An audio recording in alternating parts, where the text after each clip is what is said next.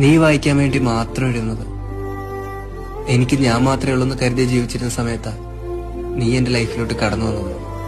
ഒരാള് പറയാനില്ലാത്ത സന്തോഷങ്ങളല്ലെന്നും ഒരാളോട് പറഞ്ഞ് കരയാനാവാത്ത സങ്കടങ്ങള് എപ്പോഴും കൂടെ ഉണ്ടാവുമെന്ന് മനസ്സിലാക്കിയത് നീ വന്നതിന് ശേഷം.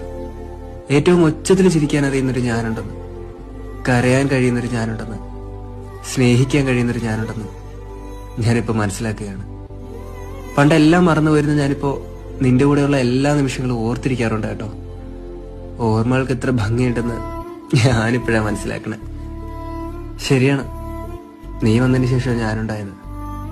അതിനു മുന്നേ ഉള്ള എന്നെ എനിക്ക് പോലും ഇഷ്ടമായിരുന്നില്ല. നീ വായിച്ചറിയാൻ മാത്രം എഴുതുന്നത് ഉള്ളിൽ കുറെ നീയുള്ളതുകൊണ്ടാണ് കേട്ടോ.